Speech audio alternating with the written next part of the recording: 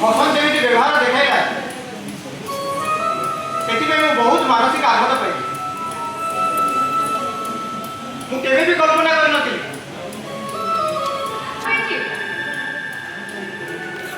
जन्म दे से मते एमिति व्यवहार करिवो बोली मु केबे मते चिंता करि नथि एबे भी ताहा मते स्वप्न भल लागै तुम्हें जमा दुख करनी से जहारे में जाओ से एमिति व्यवहार कला ता हमको और हम मन को बहुत कष्ट दे कष्ट है भी आमे केबे भी तार अमंगल चिंता करिबो ना के जेमिति भलरे रहो पानी पियो पानी और कुछ नहीं और एते लेट हां डांस प्रोग्राम थिला डांस प्रोग्राम माने कितने समय लागियो और आधा घंटा जेमिति का पिला से कौन से परिस्थिति चापरे पड़ी यार बुल्लू चिनी तुम हिरू कहियो आ बड़का कन्फ्यूजन ना हमरे बड़का देखि देखि चढ़ाओ मो पिल्ला सोई बेटा व्यवहार नीचे और बहुत भलो थिला नाटक तो फर्स्ट टाइम मैंने ड्रामा मत इच्छा नहीं से कथा तुम चिंता करनी सुमित्रा और ड्रामा रे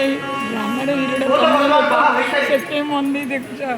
नहीं भल लागला जति समय टाइम टिके लेट हो गेलानी छोड़ारू सरजीव कहथिले हल्ला आरंभ होला 7 पर जेमिति आपको व्यवहार कला गेस्ट माने असले स्पेस देला पंखा तो हम कोन करबे जे के हब्बा आइडिया टाइम टाइम के खूब थैंक यू ओ तथा भी कंफ्यूजन टिके जणेबो चिंच जेमिति कोनी सुमित्रा खाली कस्टम डे बदली जाइछि देखो चिन्नी मिलानी के जहां भी पैसा एडी आंटी डाली कोइले हबो सेडी मा डाली कोइले हबो वो बहुत सहित हमको एडजस्ट हो चलना पड़े ना हां मु समान सहित जमा दे सही पाई सुधार एन्जॉय करछि कांटी ना बुल सी एन्जॉय करछि मतलब बेस्ट ओवर टाइम में तार खाना पीना आज खाइबार भी नहीं ना आज खाइबार नहीं भात खाए ना जलखिया खाइलो हाँ जलखिया खाई किसी खाऊँ ये जो 3 दिन है रज गले मैंने चिचाड़ भात खाई दूसरे हाँ नॉर्मल मुँह खाई दूसरे भात इंटरेस्ट मैंने अल्प ही राति बहुत अल्प खाइबी राइस खाइबी तुम्हें भी जिद धर ना हम घर में राति टाइम में एडी आसला पर मोर शेड्यूल आज सेल ना चेंज भी हो जाए मैं ए जीव रही बुझी पाइबो जो एटमॉस्फेयर रही ताको करी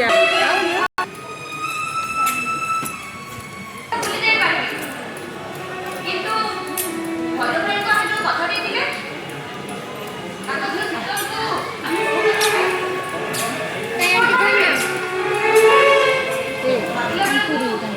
बहुत दुख लागो दे दे हां सुमित्रा मु भी बहुत दुखी था हमें किसी आशा नहीं तो बहुत परिया किंतु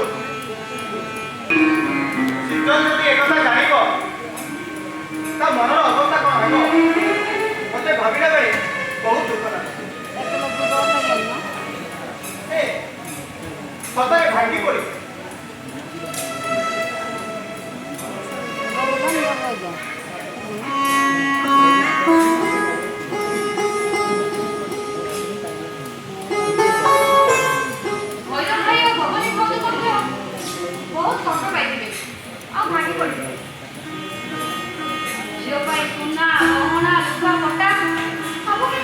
प्रस्तुत कर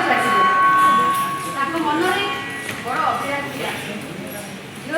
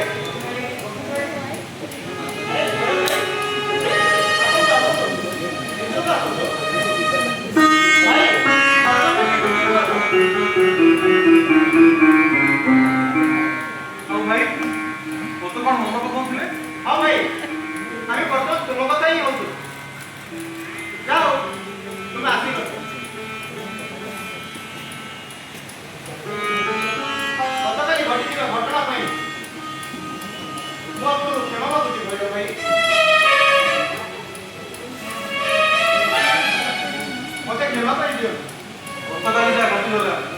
ସେଥିରେ ତୁମର କିଛି ଭୁଲ ନାହିଁ ବୁଝିବେ ତାହା ଆମମାନଙ୍କର ଭୁଲ ଗୋଟିଏ ପୁଅ ଝିଅର ବିବାହ ଠିକ୍ କରିବା ପୂର୍ବରୁ ସେମାନଙ୍କର ପରାମର୍ଶ ନେବା ନିହାତି ଜରୁରୀ ଆଉ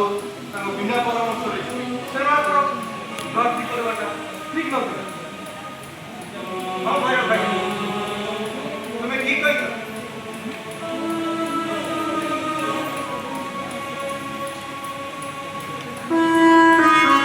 ବିବାହ ପ୍ରସ୍ତାବ ଠିକ୍ କରିବା ପୂର୍ବରୁ ତାର ପରାମର୍ଶ ନେବା ଆବଶ୍ୟକ ଥିଲା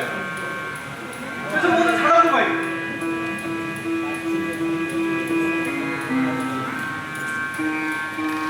ଆମେ ଦୁଇ ଘନିଷ୍ଠ ବନ୍ଧୁ ଆଉ ବନ୍ଧୁ ରହିଲ ବର୍ତ୍ତମାନ ଆମକୁ ଆମ ଗାଁ ଉପରେ କେମିତି ପୋଲଟି ନିର୍ମାଣ କରିପାରିବ ସେ ଉପରେ ଚେଷ୍ଟା କରିବାକୁ ପଡ଼ିବ ତୁମେ ଠିକ୍ କହିଛ ଭୈରବ ଭାଇ କାହିଁକି ନା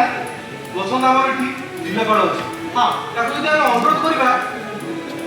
ଯେମିତି ଆମ ଗାଁ ନଦୀ ଉପରେ ଏକ ପୋଲଟି ହୋଇପାରିବ ଠିକ୍ ଅଛି ବସନ୍ତ ଭାଇ ଏଇଠି ରହୁଛନ୍ତି ଯେ ଆମେ ପୁନର୍ବାର ବସନ୍ତକୁ ଯିବା ତାକୁ ଅନୁରୋଧ କରିବା ଆମ ଗ୍ରାମରେ ପୋଲଟିଏ କରାଇଦେବା ରିଏଲ ମା ଠିକ୍ ଅଛି ଭାଇ ବସନ୍ତକୁ ଅନୁରୋଧ କରିବା ସହିତ ଏ ଗାଁ ଲୋକଙ୍କ ତରଫରୁ ଯଦି ଆମେ କିଛି ଗିଫ୍ଟ ଦେବା ତାହେଲେ ସେ ଫଲୋ କରିବା ପାଇଁ ଆଗ୍ରହ ପ୍ରକାଶ କରିବେ ଆମ ଗାଁ ଆମ ବସନ୍ତ ଆମ ଗାଁ ମାଟି ପାଣି ପବନରେ ପଡ଼ି ତାକୁ ପୁଣି ଗିଫ୍ଟ ଆବଶ୍ୟକ ତାକୁ ପୁଣି କ'ଣ ଗିଫ୍ଟ ଦେବ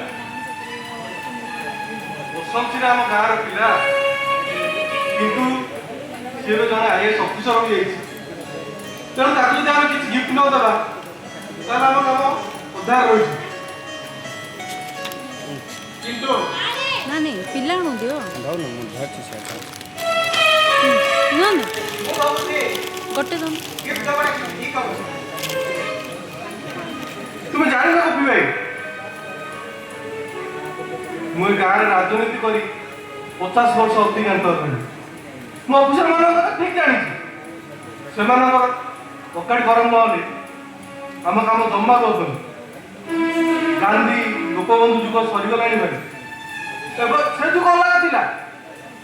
ବର୍ତ୍ତମାନ ଯୁଗ ଅଲଗା ଏ ଯୁଗରେ ଗାନ୍ଧୀ ଗୋପବନ୍ଧୁକୁ ମନ ପକାଇଲେ ହବନି ଭାଇ ଭଲ ହବ ଯୁଗ ଅନୁସାରେ ପରିବର୍ତ୍ତନ ହେବାକୁ ପଡ଼ିବ ତମେ ମୋ ପୁଅ ଲାଜ ନୁହେଁ ଭୈରବ ଭାଇ ମୁଁ ତାକୁ ଠିକ୍ ଚିହ୍ନିଛି ସେ ଛୋଟବେଳୁ ବହୁତ କଷ୍ଟରେ ପାଠ ପଢ଼ିଛି ଆଉ ଗାଁ ଲୋକଙ୍କ କଷ୍ଟ ସେ ଠିକ୍ ଜାଣିଛି ମୁଁ ଭାବୁଛି ସେ ଲାଞ୍ଚ କେବେ ବି ନେବ ନାହିଁ তুমি সিনা পুଅ হিসাবে তাকে ঠিক চিহ্নিত রোজ কিন্তু অফিসর হিসাবে তাকে তুমি জমা চিহ্নি পারি ଏତେ ସାରା କ'ଣ କରିବ সে বহুত পরিবর্তন হয়ে ছুয়া মানে অফিসর হলা পরে বদল যায়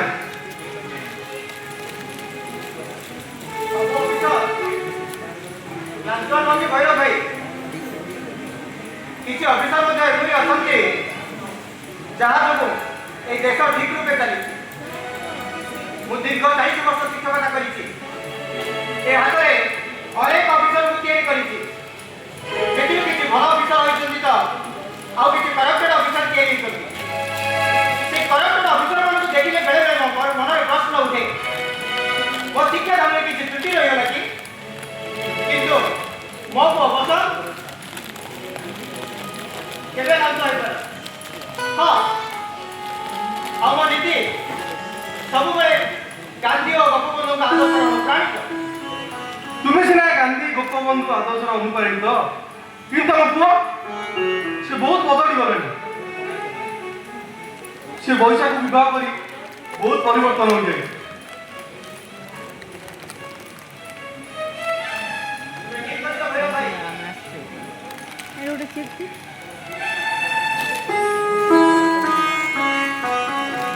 ଆଇ ଦେ ଦେ ଗୋଟିଏ ପଥର ଦୁଇଟି କାମରେ ବ୍ୟବହୃତ ହୋଇଥାଏ ତୋର ଆଇ ଖାଇଦିଅ ଆମେ ଯଦି ଠାକୁରଙ୍କ ମୂର୍ତ୍ତି ରୂପେ ତାକୁ ସୁନ୍ଦର ରୂପେ ଗଢ଼ିପାରିବା ଦେ ଦେ ସେଟା ସେ ମନ୍ଦିରର ଏହି ପୂଜା ତୁ ପାଇଁ ଧରତା ଆଉ ତାକୁ ଯଦି ମୂର୍ତ୍ତି ରୂପେ ଗଢ଼ିପାରିବା ନାହିଁ ସେ ରାସ୍ତାର ପ୍ରସାର ଏଠି କରିବେନି। ମୁଁ ଭାବୁଛି କିଛି ଛୁଟି ରହିଯାଇଛି, କିନ୍ତୁ ମୋ ପୁଅ ବସ କେବେ ଲାଞ୍ଚ ହୋଇ ନପାରେ। তুমি যা ভাবছ তা ঠিক নয় রুপিরে। পরোটা দিটা কিনবে বসন্ত পুরা বদলি গলানি। মন্দির ଆମେ ଗାଁ ଲୋକମାନେ ଭାବୁଛୁ କିଛି କିଛି ଟଙ୍କା ଆଦାୟ କରି ବସନ୍ତକୁ ଗିଫ୍ଟ ଆକାର ଦେବୁ। ହଁ ଠିକ ଅଛି।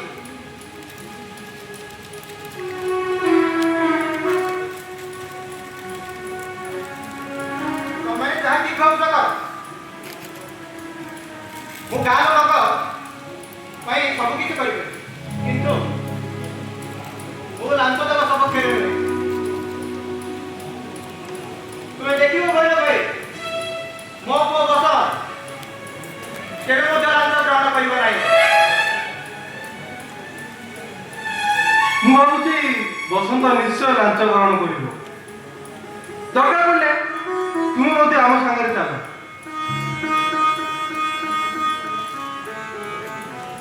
ତମେ ସେମିତି କରନି ଭୈରବ ଭାଇ। ତମେ ମୋ ପୁଅକୁ ଘରେ ଲାଞ୍ଚ ଦେଇ ସବୁଦିନ ପାଇଁ ଲାଞ୍ଚ କରିଦିଅନି। ଆଉ କିଛି ଉପାୟ ନାହିଁ ଭାବୁଛ। ବସନ୍ତକୁ ଯଦି ଆମେ ଲାଞ୍ଚ ନ ଦେବା ତାହେଲେ ଆମ ଗାଁ ନଦୀ ଉପରେ ବ୍ରିଜ ହୋଇପାରିବ ନାହିଁ। ତେଣୁ ଭାବୁଛି ତୁମର ବିନା ଅନୁପସ୍ଥିତିରେ আরে ମୁଁ ବସନ୍ତକୁ ଲାଞ୍ଚ ଦେଇ এটা কেন না ଆମ ଗାଁ ନଦୀ ଉପରେ ଗୋଟେ ବ୍ରିଜ ନିର୍ମାଣ କରିବି। নো নো ସେଥିପାଇଁ ଗାଁ ଲୋକଙ୍କ ତରଫରୁ କିଛି ଟଙ୍କା ଆଦାୟ କରି ରଖିଛି। ଏ ବିଷୟରେ ତୁମକୁ ଆଗରୁ କିଛି କହିନି। স্ট্যাচু করে দেবে ଠିକ ଅଛି। ତୁମେ ଯାହା ଠିକ ଭାବୁଛ କର।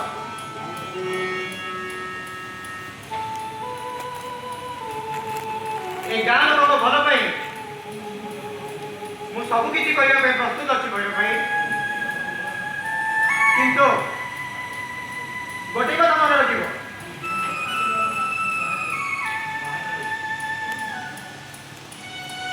ତୁମେ ଯାଇ ବସନ୍ତକୁ ଗିଫ୍ଟ ଦେଲା ବେଳେ ମୁଁ ବାହାରେ ରହିବି। ମୁଁ ତମ କଥା ରାଜି। ତୁମ ସହିତ ବସନ୍ତ ନିକଟକୁ ଯିବି ନାହିଁ। ହଉ ଠିକ ଅଛି ଭାଇ। ଆସନ୍ତାକାଲି ଆମେ ବସନ୍ତର କ୍ୱାର୍ଟରକୁ ଯିବୁ। ହଁ ଆସନ୍ତାକାଲି ପ୍ରସ୍ତୁତ ହୋଇଯିବୁ। ଠିକ ଅଛି। ଆପଣମାନେ ଯିବେ ଆଉ ଭାଉଜ ଆସୁଛନ୍ତି। ନମସ୍କାର ଭାଇ। ମୁଁ ମଧ୍ୟ ଆସୁଛି। ଆସନ୍ତାକାଲି ବାହାରିବି।